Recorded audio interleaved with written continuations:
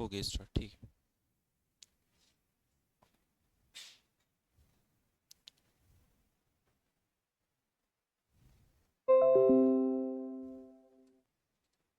देखो ये इलेक्ट्रिशियन वाले जो स्टूडेंट हैं उनके लिए स्टार्टिंग क्लास है, और जो डीजल मैकेनिक वाले हैं उनके लिए है मॉड्यूल 4। ठीक है, जो डीजल मैकेनिक हैं उनके लिए पढ़ना है मॉड्यूल 4। मॉड्यूल 4 कई बार इससे अच्छे खासे क्वेश्चंस मिलते हैं, कंपटीशन एग्जाम में भी देखने को मिलते हैं, और सब जो एग्ज़ाम होता है डीजल मैकेनिक का उसमें भी देखने को मिलेंगे। इसका नाम क्या है? मॉड्यूल 4। ठीक है, तो जो डीजल मैकेनिक वाले स्टूडेंट है ना, वो डायरेक्टली इसमें देखेंगे मॉड्यूल 4।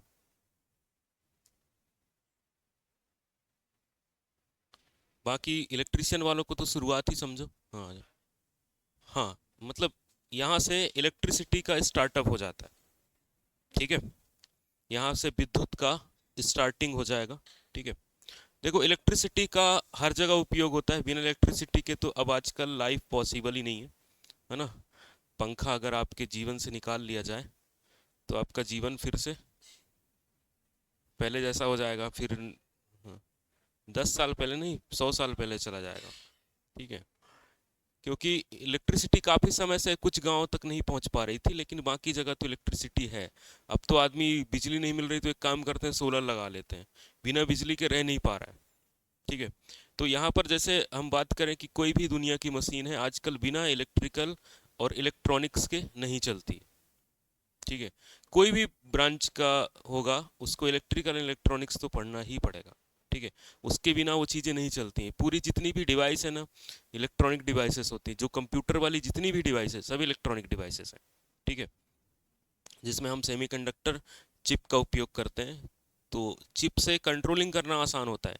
जैसे डीजल इंजन बनाना है, पेट्रोल इंजन बनाना है, जैसे जो कार आ रही हैं, कार अब मैकेनिकल बची कहाँ, 50% उसमें इलेक्ट्रॉनिक और इलेक्ट्रिकल हो गया।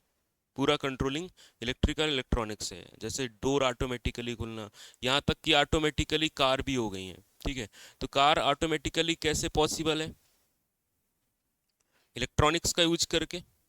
ठीक है, चिप वगैरह जो बनती है पूरी इलेक्ट्रॉनिक से बनती है, उसके बाद हम कोडिंग कर देते हैं कि कहाँ पे रुकना है, कहाँ पे क्या है। ठीक है, तो इलेक्ट्रिसिटी बहुत ज़रूरी है। अगर हम उससे इलेक्ट्रिसिटी निकाल लेंगे तो फिर एआई भी काम नहीं करेगा, ऑटोमेटिक काम भी नहीं होगा। ठीक है, अब इस चैप्टर का जो नाम है डीजल मैकेनिक वालों के लिए, उसका नाम है इलेक्ट्रिकल एंड इलेक्ट्रॉनिक्स। ठीक है, इस चैप्टर का नाम क्या है? Electrical and electronics.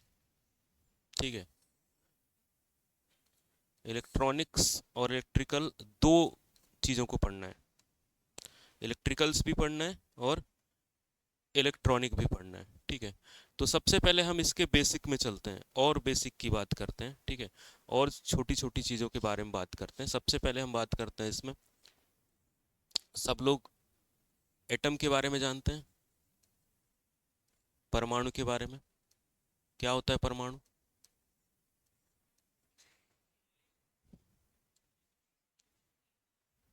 विश्व की सबसे छोटी इकाई है।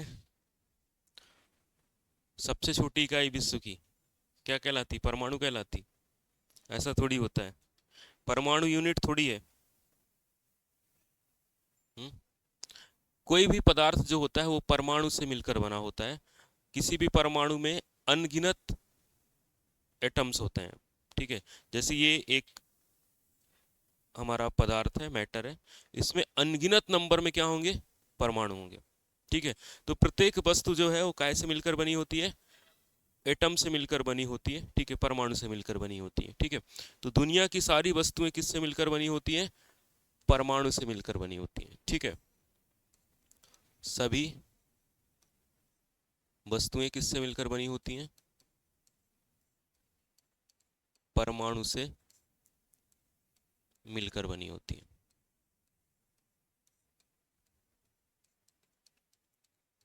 ठीक है,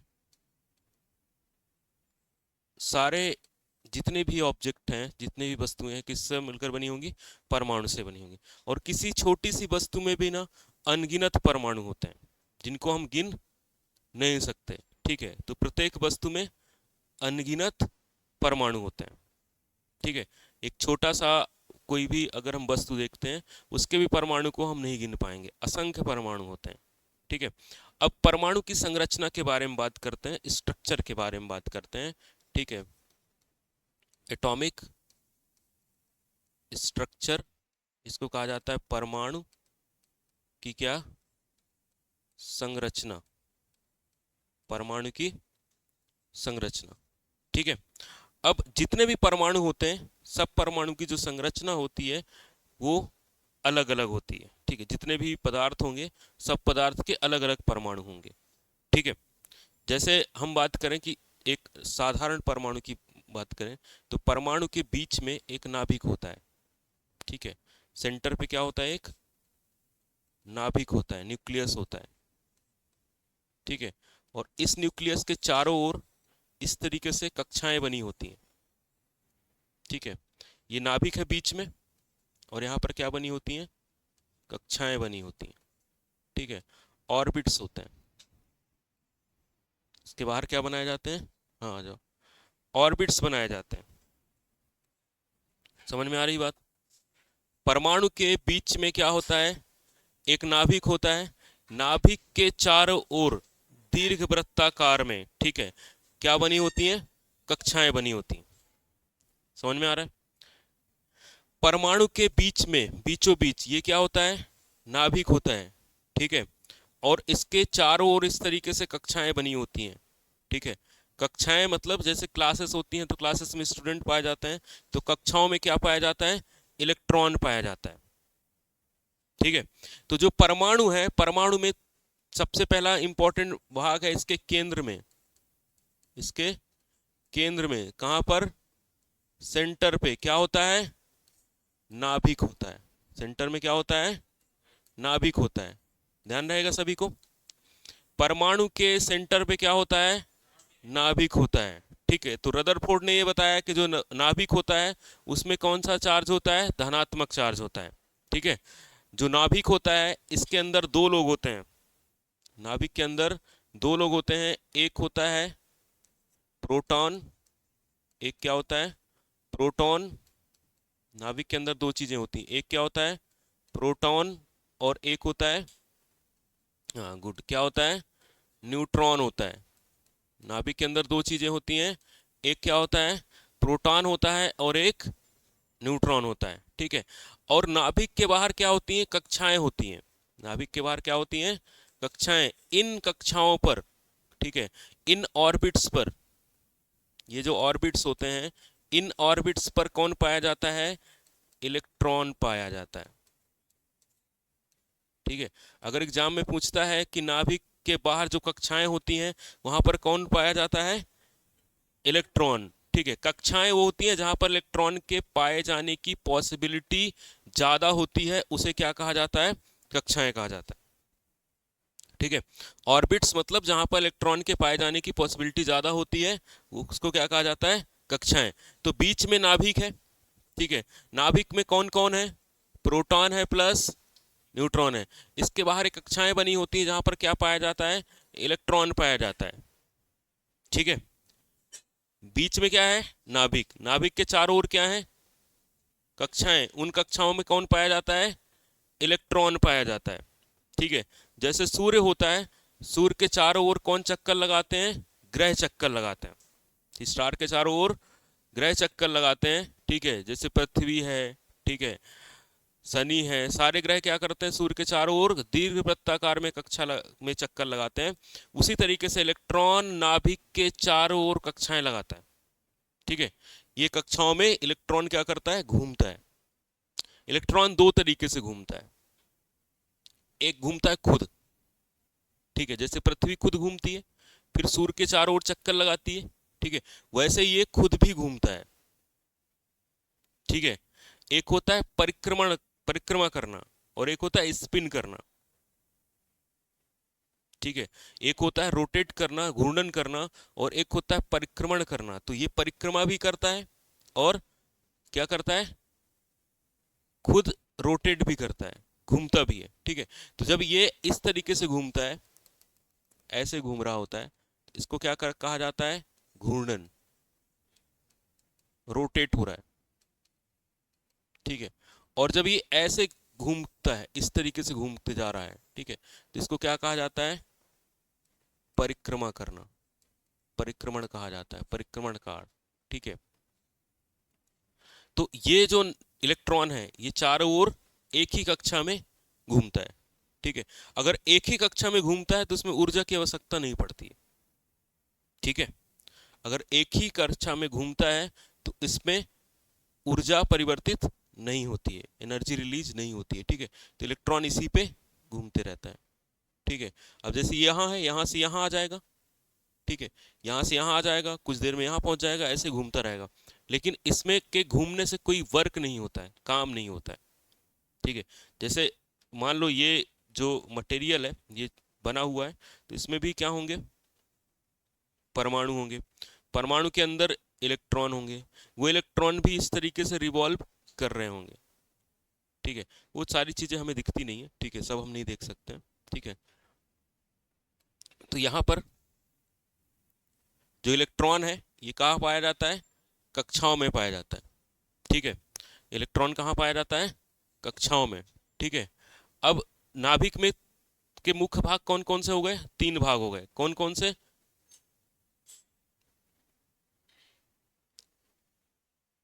जो हमारे पास परमाणु है, परमाणु के 3 पार्ट मेन है गए, ठीक है। 3 भागों का ध्यान रखना, एक हो गया नाभिक के अंदर प्रोटॉन और न्यूट्रॉन, और बाहर का कौन पाया जाता है, इलेक्ट्रॉन पाया जाता है, ठीक है। नाभिक के बाहर क्या पाया जाता है, इलेक्ट्रॉन पाया जाता है, ठीक है। नाभिक के बाहर कहाँ पर, कक्षाओं पे, नाभिक के बाहर कक्षाएं होती हैं, उन कक्षाओं में इलेक्ट्रॉन पाया जाता है। अब जो नाभिक है, ठीक है, न्यूक्लियस है, नाभिक है हमारा, नाभिक में क्या इंपॉर्टेंट बात है, न्यूक्लियस में क्या इंपॉर्टेंट बात है, इसमें 2 लोग होते हैं, एक होता है कौन, प्रोटॉन, और दूसरा कौन होता है, न्यूट्रॉन। न्यूट्रॉन में कौन सा, प्रोटॉन में कौन सा चार्ज होता है, हिंदी वाले कितने लोग हैं, अच्छा मैक्सिमम हिंदी के। इसमें क्या होता है, प्रोटॉन, ये तो प्रोटॉन तो पढ़ना ही पड़ेगा, ठीक है। और यहाँ पर क्या होता है, न्यूट्रॉन, ठीक है। तो जो प्रोटॉन है हमारा, इंग्लिश वाले देख लेना एक बार, ठीक है, कि कौन सा क्या है इंग्लिश में, ठीक है। प्रोटॉन जो है, इसकी सबसे पहले बात करते हैं, खोज किसने की, इसको डिस्कवर किसने किया, किसने इसकी खोज की थी,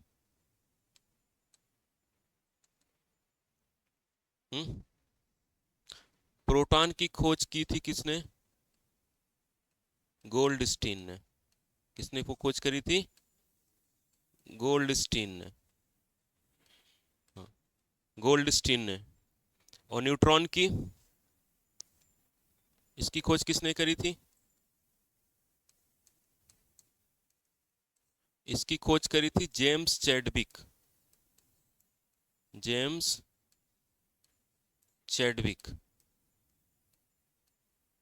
जेम्स चैडविक ने, ठीक, किसकी, न्यूट्रॉन की, ठीक है। अब न्यूट्रॉन पे चार्ज कितना होता है, प्रोटॉन पे चार्ज कितना होता है, चार्ज का मतलब होता है आवेश, ठीक है। आवेश कितना होता है, तो इसमें होता है कितना, कितना आवेश होता है, किसी को पता है, इसमें होता है 1.9 इंटू 10 की घातें -19 कूलाम, और कैसा होता है, धनात्मक। इसमें अगर बात करें आवेश की, तो इसमें आवेश कितना होता है, 0 होता है, ठीक है। इसमें कोई आवेश नहीं होता है, ठीक है। न्यूट्रॉन पे कोई आवेश नहीं होता है, ठीक है। और प्रोटॉन पे कौन सा आवेश होता है, धनात्मक, और धनात्मक में कितना, 1.6 इंटू 10 की घात -19 होता है, ठीक है। 1.6 इंटू 10 की घात -19, ठीक है। इसकी खोज किसने करी थी, जेम्स चैडविक ने, किसकी, न्यूट्रॉन की। प्रोटॉन की खोज किसने करी थी, गोल्डस्टीन ने, ठीक है। अब इसमें कई बार इनका पूछ देता है कि भार कितना होता है, भार नहीं, मास कितना होता है। ठीक है, मास यानी द्रव्यमान, इसका द्रव्यमान कितना होता है, कई बार एग्जाम में पूछा है। ठीक है, पता है इसका द्रव्यमान कितना होता है? हम्म, इसका द्रव्यमान होता है 6.25 इंटू 10 की घातें -24। ठीक है, इतने ग्राम होता है, किलोग्राम में 27 हो जाएगा। इसका भी भार लगभग उतना ही होता है। इसका भी जो मास है यानी द्रव्यमान कितना होता है, 1.675, क्योंकि थोड़ा सा ही भारी होता है तो पूरा लिख लेते हैं तो ज़्यादा सही रहेगा। ठीक है, कौन थोड़ा सा भारी होता है, न्यूट्रॉन। ठीक है, 1.67, ठीक है, ये 2 होता है इंटू 10⁻⁻27। अगर किलोग्राम में लिख रहे हो तो 27, और ग्राम में लिखोगे तो 24 आ जाएगा।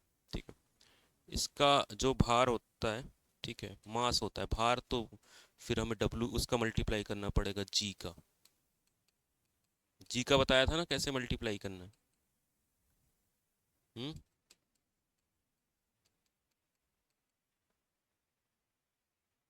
-27।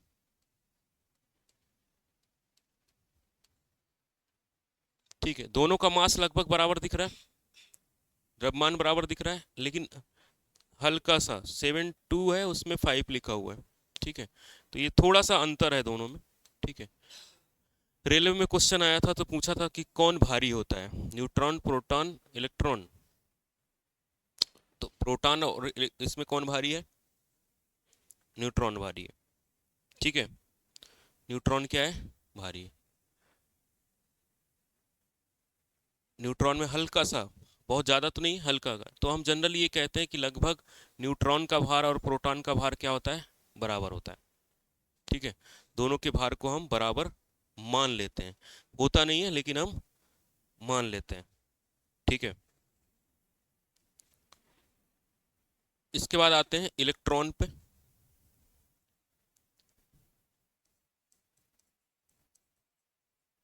जैसे इलेक्ट्रीशियन है, वो शब्द कहाँ से लिया गया है, इलेक्ट्रॉन से लिया गया है। ठीक है, इलेक्ट्रॉन जो है इसमें निगेटिव चार्ज होता है, ऋणात्मक आवेश, ऋणात्मक आवेश होता है। ठीक है, इसमें क्या होता है, निगेटिव चार्ज।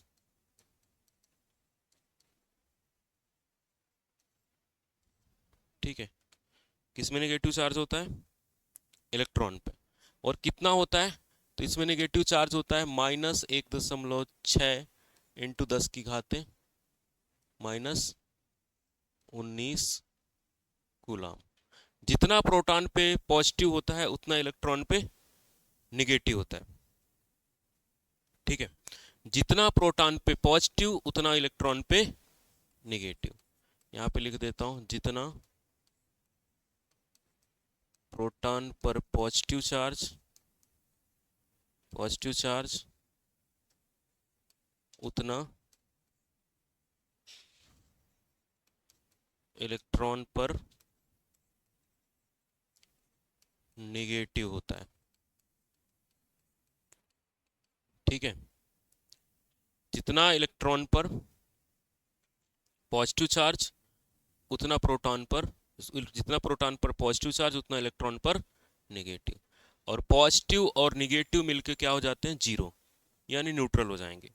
ठीक है, तो एक साइंटिस्ट है बेंजामिन फ्रैंकलिन, उन्होंने सलाह दी थी नामकरण करने की।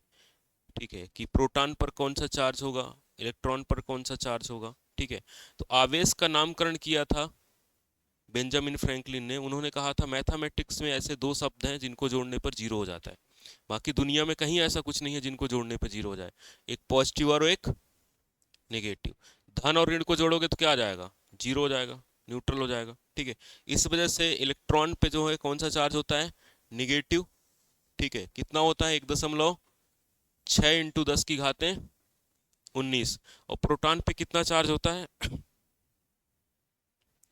1.6 इंटू 10 की घातें 19, लेकिन कौन सा होता है उसमें, प्लस होता है। ठीक है, प्रोटॉन पे क्या होता है, प्लस होता है, और इलेक्ट्रॉन पे माइनस होता है। ठीक है, अब बात करते हैं इलेक्ट्रॉन के मास की, यानी द्रव्यमान की। ये कल सब, आज जो सब लिखा रहे हैं ना, कल पूछेंगे, याद करके आना। इसका द्रव्यमान होता है 9.1 इंटू 10⁻31 kg। कितना होता है, 9.1 इंटू 10⁻31 kg। ठीक है, तो अगर हम कंपेयर करें, अच्छा इसकी खोज और लिख देते हैं। इसकी खोज करी थी जे जे थॉमसन।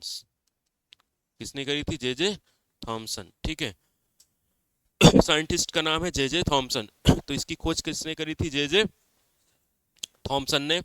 इलेक्ट्रॉन प्रोटॉन पर उतना ही पॉजिटिव चार्ज होता है जितना इलेक्ट्रॉन पर निगेटिव। इसका भार कितना है, 9.1 इंटू 10⁻31। उसका मास कितना था, 1.67572 था। ठीक है, इंटू 10 की घातें -27, इसका -31 है। ठीक है, तो अगर हम बात करें कि इलेक्ट्रॉन का मास अगर हमें निकालना है, ठीक है, इलेक्ट्रॉन का मास यानी द्रव्यमान हमें निकालना है, तो कैसे निकालेंगे। ठीक है, तो क्या करेंगे, इसको जो प्रोटॉन का मास होगा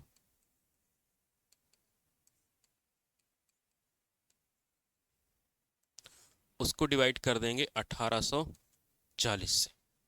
ठीक है, तो कितना होता है, 1/1840 गुना हल्का होता है। ठीक है, कौन हल्का होता है, इलेक्ट्रॉन। ठीक है, भारी कौन है, प्रोटॉन। ठीक है, 1/कितना, 1840। तो कौन हल्का है, कौन हल्का है, इलेक्ट्रॉन हल्का है। ठीक है, इलेक्ट्रॉन क्या है, हल्का है।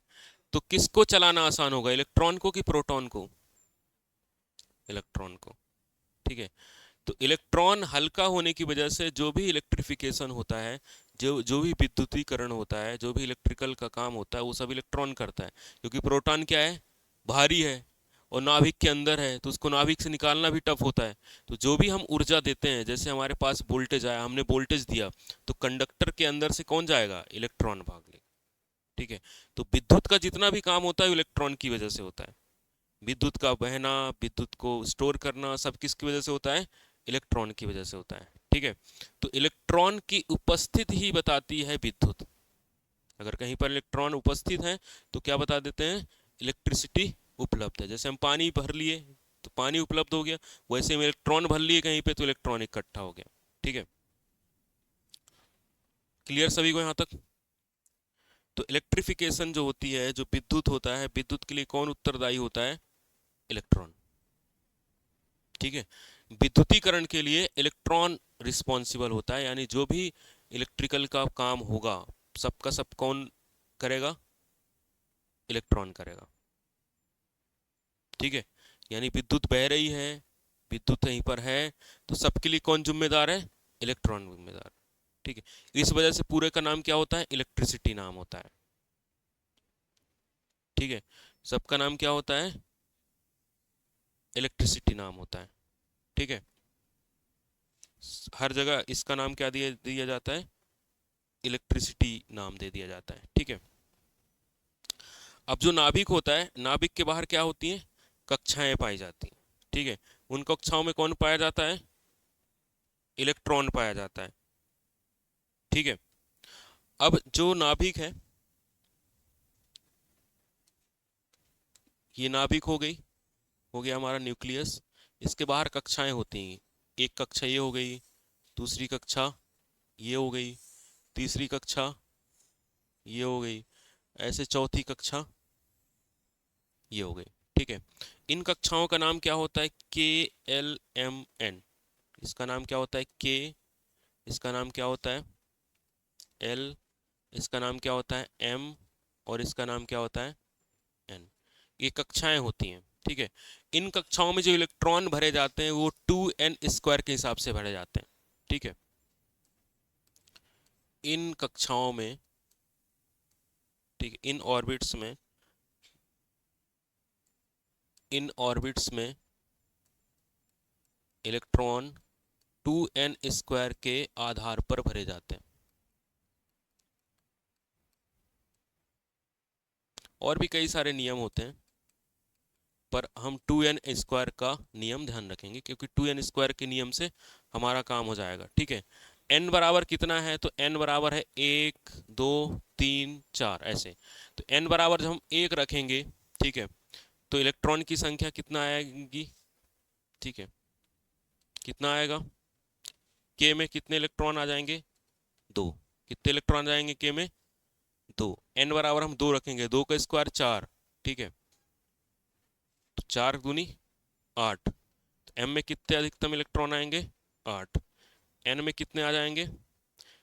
n बराबर 3 रखो। ठीक है, n बराबर यहाँ पर कितना रखो? यहाँ पर हमने n बराबर 2 रखा, यहाँ पर n बराबर कितना रखो? 3। तो 3 का स्क्वायर कितना? 9। 9 दूनी 18। ठीक है, तीसरी कक्षा में कितने इलेक्ट्रॉन होंगे? 18 होंगे।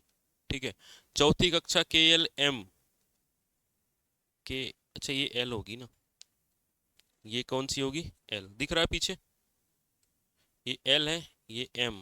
N वाली कक्षा में कितने इलेक्ट्रॉन होंगे? N कितने नंबर पे? चौथे नंबर पे। 4 का स्क्वायर कितना? अरे 2n², n की जगह में 4 रखो, 4 का स्क्वायर कितना हो जाएगा? 16 दूनी 32। तो n में कितने आएंगे? 32 इलेक्ट्रॉन। ठीक है, तो इसमें हमें सबसे पहले जो इंपॉर्टेंट पदार्थ है ना, उनका क्या याद करना पड़ेगा? परमाणु क्रमांक याद करना पड़ेगा। ठीक है, जैसे चांदी का परमाणु क्रमांक कितना होता है?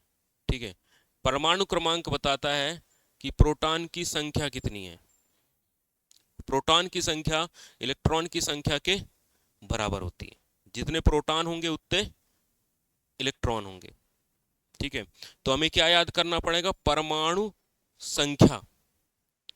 क्या याद करना पड़ेगा? परमाणु संख्या, एटॉमिक नंबर। परमाणु संख्या, एटॉमिक नंबर। परमाणु संख्या किसको कहा जाता है? तो प्रोटॉन की संख्या को परमाणु संख्या कहा जाता है। ठीक है, परमाणु में उपस्थित, एटम में उपस्थित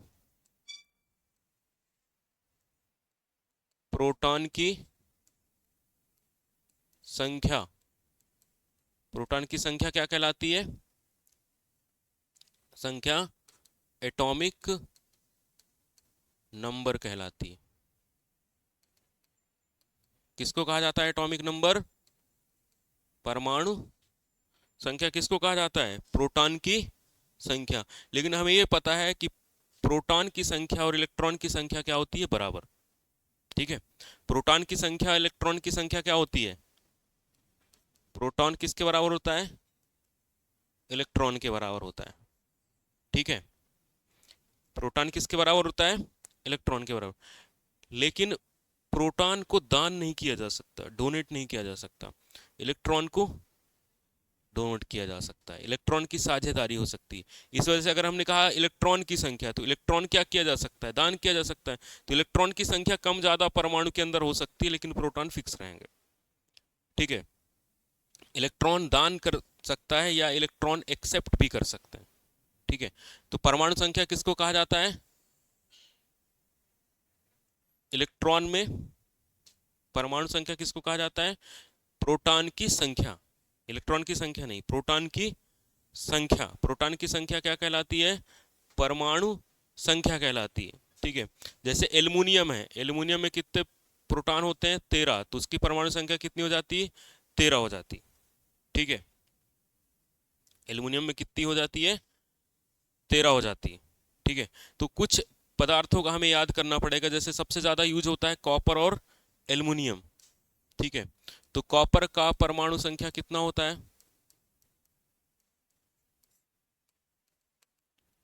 कॉपर का परमाणु संख्या होता है कितना? 29। कॉपर का परमाणु संख्या 29। एल्युमिनियम का 13 होता है। मतलब इसमें कितने प्रोटॉन होंगे? एल्युमिनियम में 13। कॉपर में कितने होंगे? 29 होंगे। कॉपर में कितने होंगे? 29। एल्युमिनियम में कितने? 13 होंगे। ठीक है, अब जो एल्युमिनियम में प्रोटॉन की संख्या है, तो इलेक्ट्रॉन की संख्या एल्युमिनियम में कितनी होगी? 13 ही होगी, क्योंकि प्रोटॉन और इलेक्ट्रॉन क्या है? बराबर मात्रा में है। ठीक है, तो जितनी प्रोटॉन की संख्या है उतनी ही किसकी संख्या है?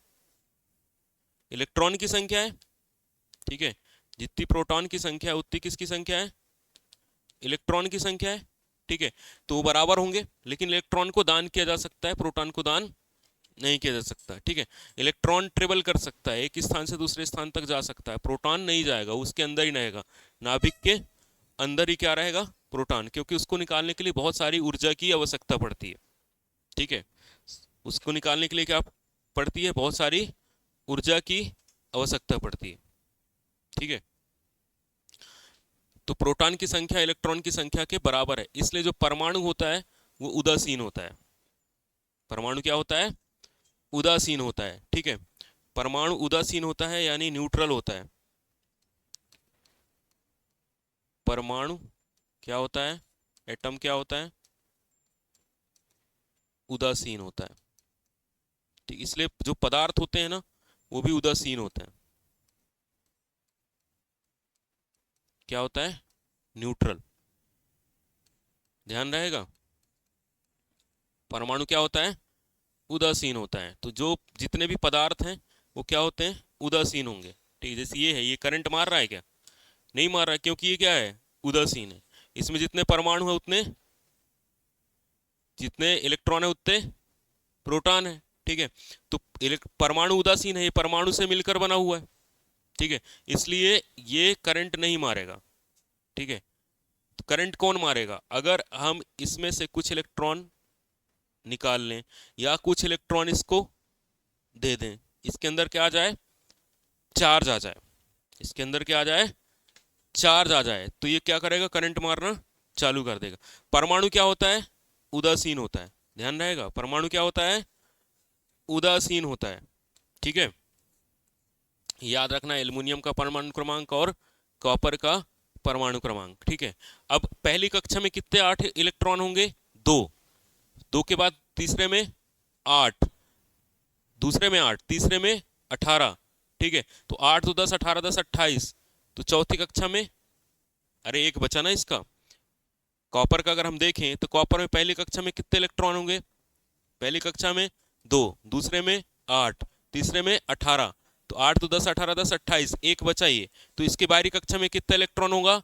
1 इलेक्ट्रॉन। कॉपर की बाहरी कक्षा में कितना इलेक्ट्रॉन होता है? 1 इलेक्ट्रॉन होता है। ठीक है, ध्यान रहेगा, कॉपर की बाहरी कक्षा में कितना इलेक्ट्रॉन होता है?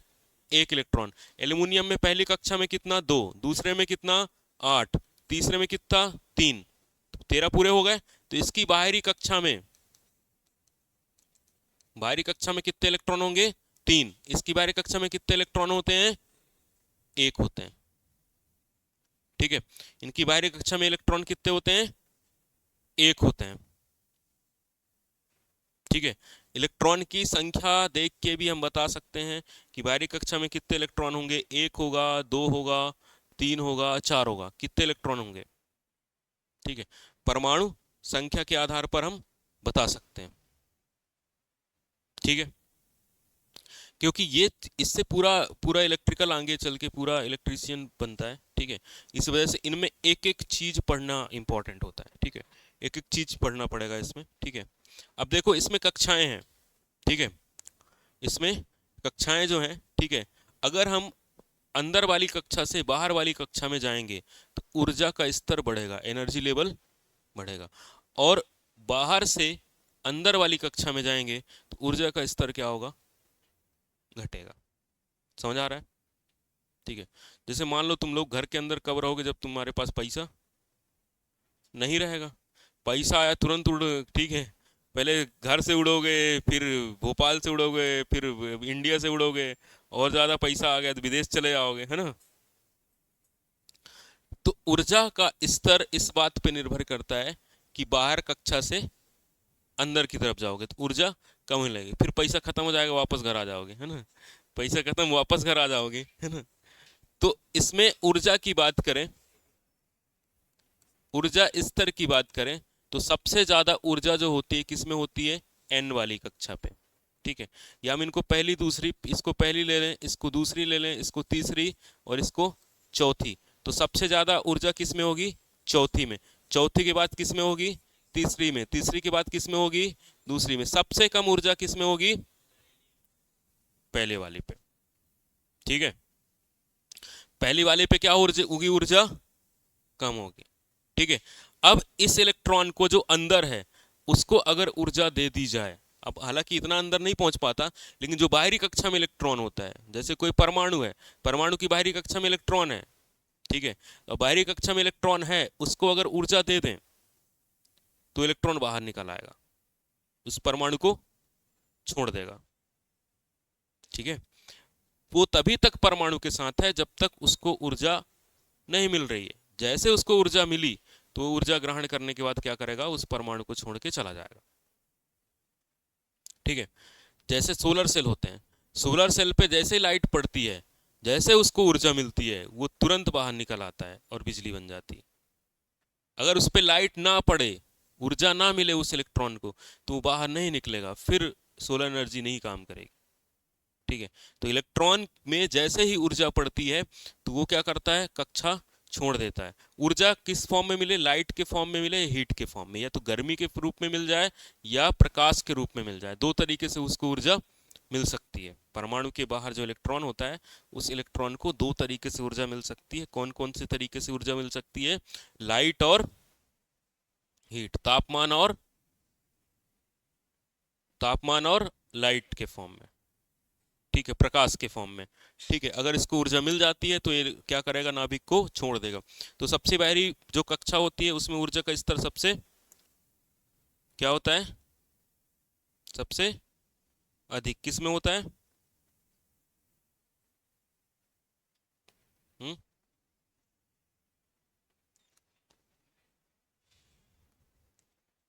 क्या होता है, सबकी बाहरी कक्षा में ऊर्जा सबसे ज्यादा, अंदर वाले में और कम, और अंदर वाले पे और कम। ठीक है, अब जो बाहरी कक्षा होती है, सबसे बाहरी कक्षा, बाहरी कक्षा में 8 से ज्यादा इलेक्ट्रॉन नहीं हो सकते, और जिसके पास 8 इलेक्ट्रॉन हो गए ना बाहरी कक्षा में, वो फिर जो है वो ऊपर चला जाता है। ठीक है, उसका अष्टक पूर्ण हो चुका है। ठीक है, 8 इलेक्ट्रॉन उसको मिल चुके हैं, अब उसको कोई लेना देना नहीं पृथ्वी से। ठीक है, जैसे नोबल गैसेस होती हैं, उनके उनके अष्टक पूर्ण होते हैं। ठीक है, तो वो क्या करते हैं, उनमें 8 इलेक्ट्रॉन हैं, वो किसी से रिएक्ट नहीं करेंगी। ठीक है, जो इनर्ट गैसेस होती हैं, जो बल्ब होती हैं, बल्ब के अंदर कौन सी गैस भरी जाती है, नियॉन। नियॉन क्या है, इनर्ट गैस है। ठीक है, वो गैस का में बाहरी कक्षा में 8 इलेक्ट्रॉन है, तो उन्हें उसको किसी से लेना है इलेक्ट्रॉन, ना देना है। ठीक है, जिनकी बाहरी कक्षा में 1 से 3 तक इलेक्ट्रॉन होते हैं वो कंडक्टर कहलाते हैं। जिनकी बाहरी कक्षा में 3 से 7 तक इलेक्ट्रॉन होते हैं या 7 तक इलेक्ट्रॉन होते हैं वो कहलाते हैं इंसुलेटर। जिनकी बाहरी कक्षा में 4 इलेक्ट्रॉन होते हैं वो कहलाते हैं सेमीकंडक्टर। ठीक है, तो जो हमारे पास पदार्थ होते हैं वो 3 तरीके के होते हैं। इलेक्ट्रिकल पॉइंट ऑफ व्यू से देखा जाए तो हमारे पास 3 तरीके के पदार्थ होते हैं। एक होते हैं चालक, दूसरे होते हैं कुचालक, तीसरे होते हैं अर्धचालक, सेमी कंडक्टर। ठीक है, अब हमारे पास जो मटेरियल्स हैं इलेक्ट्रिकल में, ठीक है, मैटर हैं, ठीक है, जो हमारे पास पदार्थ हैं, मटेरियल्स हैं, ठीक है, मटेरियल लिख लो ज़्यादा सही रहेगा। हमारे पास जो मटेरियल होते हैं वो कितने तरीके के होते हैं, 4 तरीके के मटेरियल होते हैं। पहला होता है कंडक्टर, जिसको कहा जाता है चालक। ठीक है, चालक वो पदार्थ होते हैं जिनमें में आसानी से करंट फ्लो हो जाता है। ठीक है, आसानी से करंट फ्लो हो जाता है, आसानी से धारा का प्रवाह होता है, आसानी से धारा का प्रवाह होता है, उसको क्या कहा जाता है? कंडक्टर। दूसरा होता है सेमी कंडक्टर। सेमी कंडक्टर कौन से पदार्थ होते हैं? जो कंडक्टर और इनको अर्धचालक कहा जाता है, जो चालक और कुचालक के बीच में आते हैं, जो चालक और कुचालक के बीच होते हैं, ना तो वो चालक हैं ना कुचालक हैं। तीसरे होते हैं, तीसरा पदार्थ होता है कुचालक, इंसुलेटर, जो करंट को आसानी से नहीं बहने देते। ठीक है, जो करंट को आसानी से नहीं बहने देते।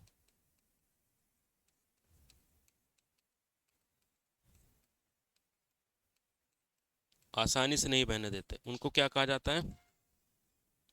कुचालक कहलाते हैं। ठीक है, इनकी बाहरी कक्षा में 4 से कम इलेक्ट्रॉन होंगे। ठीक है, इनकी बाहरी कक्षा में कितने इलेक्ट्रॉन होंगे? 4 से कम इलेक्ट्रॉन। ठीक है, कहां पर? बाहरी कक्षा में। ठीक है, 4 से कम होंगे, इसमें 4 इलेक्ट्रॉन होंगे बाहरी कक्षा में। ठीक है, इसमें 4 से ज्यादा। 4 से ज्यादा क्या होगा? 5, 6। 4 से ज्यादा 4 नहीं होगा। ठीक है, 4 से ज्यादा क्या होगा? 5 होगा, 6 होगा, 7 होगा।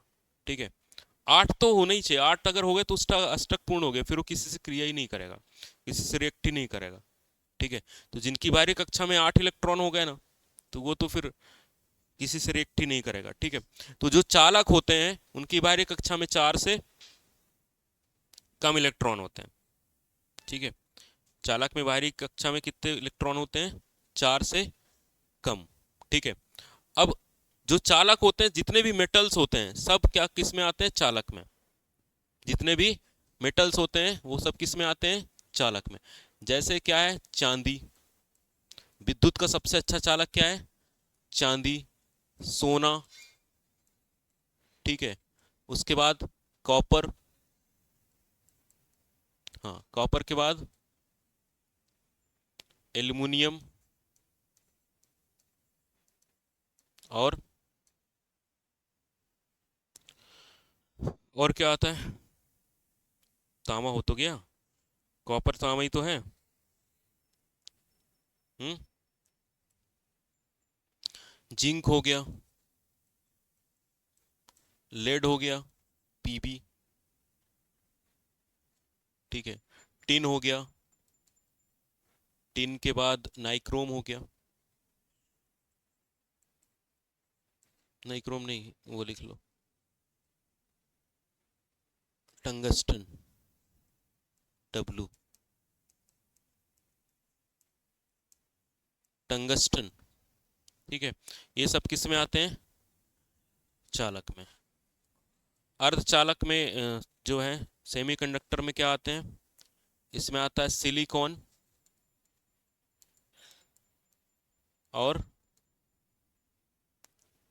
जर्मेनियम। सिलिकॉन और जर्मेनियम।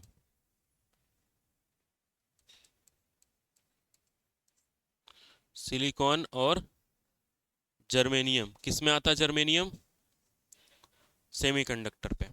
ठीक है, उसके बाद बात करते हैं कुचालक।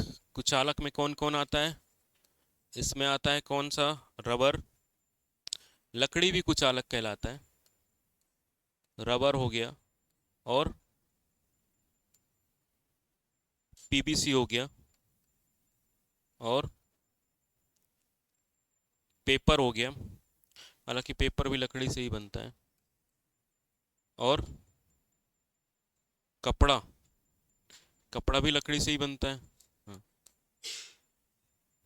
रोटी कपड़ा मकान है, रोटी भी करंट लगता है। फिर हम्म, हवा,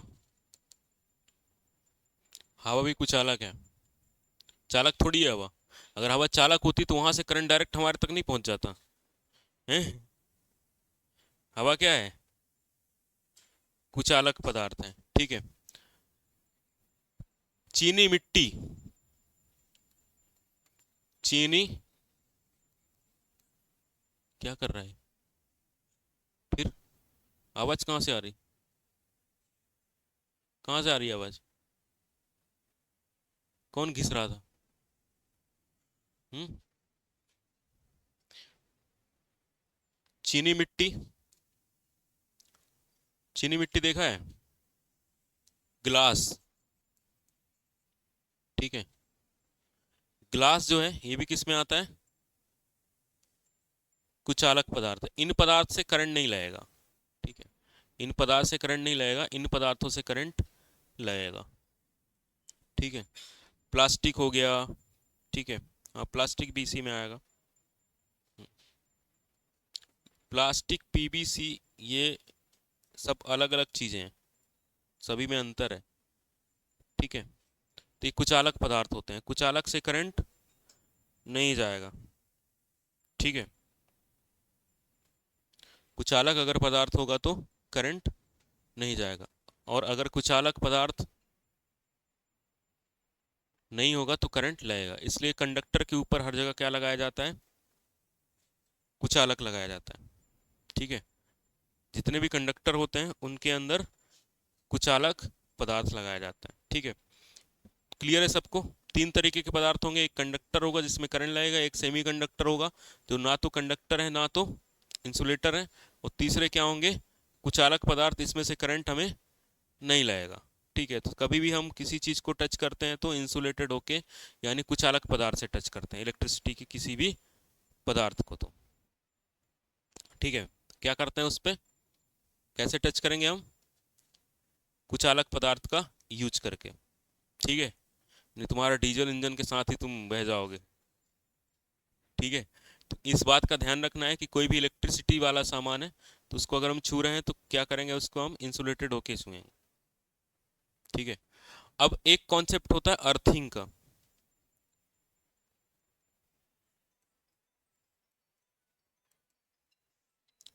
अर्थिंग काहे के लिए होता है,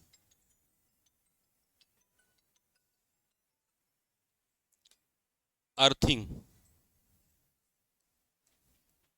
हम्म, नाम सुना है अर्थिंग का, हम्म,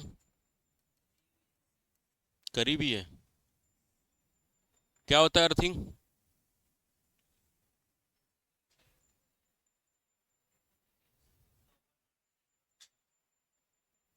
अर्थिंग में ट्रांसफर कर सकते हैं, एक सेकंड रुकना,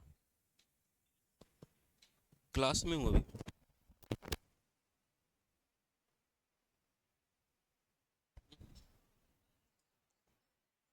उसका प्रभाव रहता है,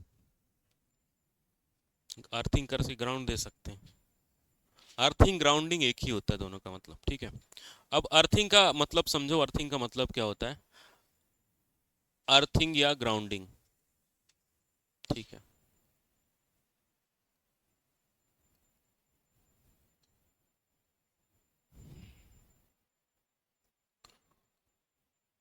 अर्थिंग या ग्राउंडिंग। अब जो इलेक्ट्रिकल होता है उसमें ग्राउंडिंग का मतलब क्या होता है, जैसे ये फर्श है, ये फर्श क्या कहलाएगा, नहीं ये फर्श ग्राउंड नहीं कहलाएगा, ठीक है। जो ग्राउंड में खेलने जाते हैं वो ग्राउंड भी इलेक्ट्रिकल के लिए नहीं है, ठीक है। इलेक्ट्रिकल के लिए ग्राउंड वो होता है जहां पर अर्थिंग की रेजिस्टेंस की वैल्यू कम हो, ठीक है। अब हम समझते हैं कि अर्थिंग का मतलब क्या होता है, ठीक है, ग्राउंडिंग का मतलब क्या होता है। ये हमारी पृथ्वी, ठीक है, इस पृथ्वी के अंदर एक हमने लोहा लिया, एक मेटल लिया और इसके अंदर गाड़ दिया। ये हमने क्या लिया? मेटल लिया, धातु ली। इस धातु को पृथ्वी के अंदर यहां पर हमने गाड़ दिया। ये क्या बन गया? हमारा अर्थिंग या ग्राउंडिंग बन गया। साथ ही साथ, ठीक है, साथ ही साथ इसमें क्या होनी चाहिए? नमी होनी चाहिए, ठीक है, जिससे प्रतिरोध कम हो सके। तो ये होता है ग्राउंडिंग या अर्थिंग। एक हमने कंडक्टर लिया, उसको जमीन के अंदर गाड़ दिया। अर्थिंग बनाए रखने के लिए केमिकल डाल देते हैं लोग आजकल, और पहले कोयला और नमक डालते थे, ठीक है, कोयले और नमक से काम चल जाता था। अब जो है तो अब केमिकल के बिना काम नहीं चलता, ठीक है। हालांकि कोयला, नमक और पानी समय समय पर डालते हैं तब भी अर्थ का रेजिस्टेंस मेंटेन रहेगा, लेकिन अर्थिंग का मतलब ये होता है। सबको समझ में आया? क्या है इसमें? हमने एक मेटल लिया और उसको जमीन के अंदर गाड़ दिया। मेटल कॉपर का भी हो सकता है और लोहे का भी हो सकता है। कुछ लोग जीआई का भी करते हैं और कुछ लोग लोहे का भी करते हैं। जिनके पास कम पैसा रहता है तो लोहे का कर लेते हैं, जिनके पास पैसा ज्यादा रहता है वो जीआई का कर लेते हैं। जैसे पंखा लेने जाओगे तो एल्युमिनियम वाला पंखा क्या मिलेगा? सस्ता मिलेगा। कॉपर वाला महंगा मिलेगा, ठीक है। तो जिसके पास जिस हिसाब से पैसा है उस हिसाब से काम करता है, हाँ, बजट के हिसाब से। अब किसके पास नहीं है बेचारे के पास पैसा, जबरदस्ती अर्थिंग करवाओगे? नहीं, कॉपर की करो, ठीक है। जैसे तुम लोगों को अभी उसमें सोलर में सिखाया जा रहा था, तो ऊपर से पेंट किया हुआ था कॉपर का, वो अंदर लोहा ही है उसमें, ठीक है। वो कॉपर का नहीं है, उतना बड़ा कॉपर का महंगा आएगा, क्योंकि कॉपर है 700 रुपये 600 रुपये किलो, ठीक है। अब 600 रुपये किलो अगर कॉपर है, तो अगर वो 2 किलो का भी अगर वो रॉड है, ठीक है, तो 1500 रुपये हो गए। लोहे का 200 रुपये का है, ठीक है। तो 1500 200 रुपये में अंतर है, ठीक है। तो आदमी टेम्परेरी यही सोचता है कि सस्ते में काम हो जाए, ठीक है। तो समझ में आया अर्थिंग या ग्राउंडिंग का मतलब क्या होता है, ठीक है। इसका प्रतिरोध कम होना चाहिए। प्रतिरोध यानी रेजिस्टेंस, रेजिस्टेंस की बात करेंगे हम आगे चल के। प्रतिरोध कम होना चाहिए, ठीक है। इसका प्रतिरोध क्या होना चाहिए? कम। अब ये जो तार इससे निकला है, इस तार को हम कहते हैं अर्थ वायर। ये आगे चल के किस नाम से जाना जाएगा? अर्थिंग का तार। आगे ले जाके हम अपने घर में अर्थिंग करेंगे तो इसका नाम क्या होगा? अर्थ वायर, ठीक है। समझ में आया? एक हमने लिया मेटल, उसको जमीन के अंदर गाड़ दिया, कोयला, मिट्टी, पानी, केमिकल डाल दिया, वो हो गई हमारी अर्थिंग, ठीक है। अब करने का तरीका अलग हो सकता है, बेसिक तरीका यही है, ठीक है। कि इसमें क्या हुआ है? बाजार लगा के मच्छी मार्केट चल रहा है, आए उठे चले गए हैं, कि मच्छी मार्केट चल रहा है। 1 1.5 घंटे की क्लास होती है, उतने में रुक पा रहे हो तुम लोग? 1.5 घंटे की क्लास में इतनी दिक्कत हो, दिन भर पढ़ा दिए तो रोना ही आ जाएगा, है? तो अर्थिंग का मतलब क्या होता है?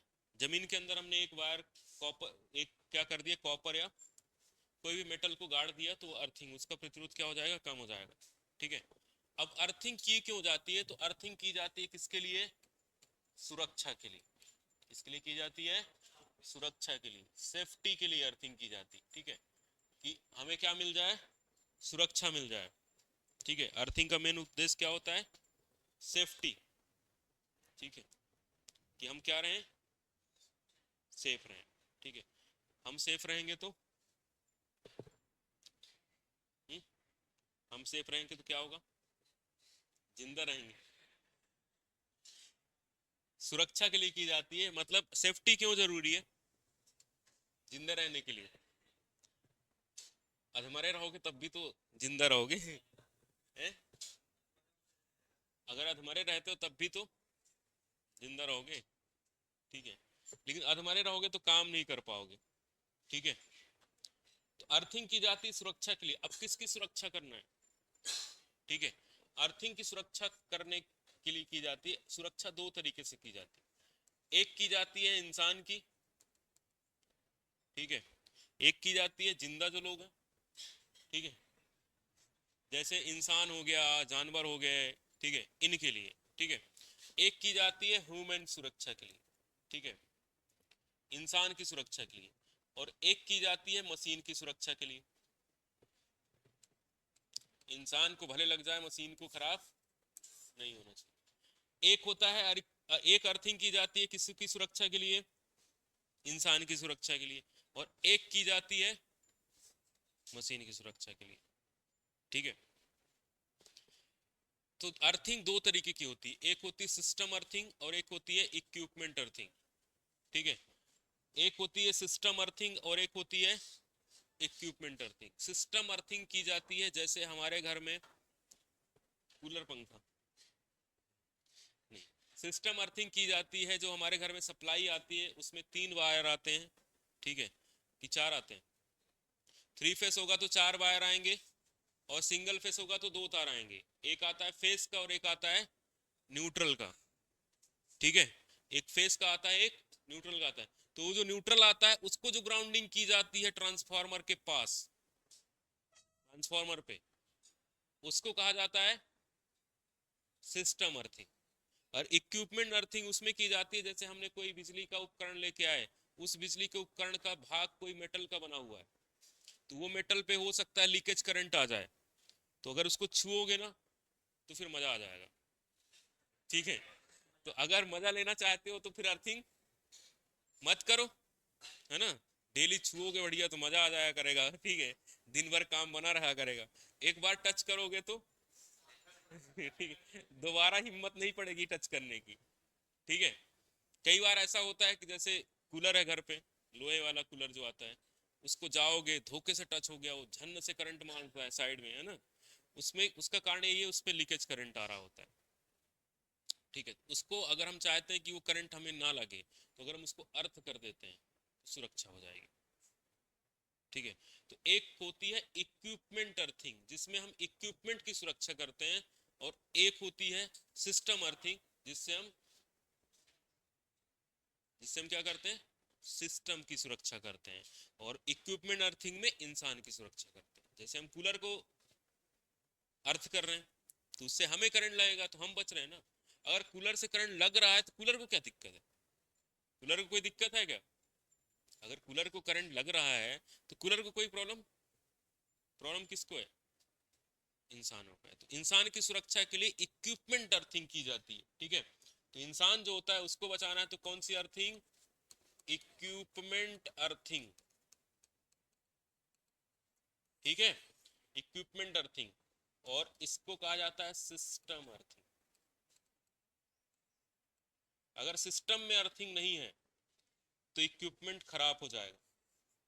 ठीक है, ट्रांसफार्मर अगर लगाया गया आपके घर के पास, ठीक है, उधर ही बैठ जाओ अभी तुम लोग की अलग से। तो अगर इंसान की सुरक्षा करना है, ठीक है, इंसान की सुरक्षा करना है तो क्या करना पड़ेगा हमें, कौन सी अर्थिंग, इक्विपमेंट अर्थिंग।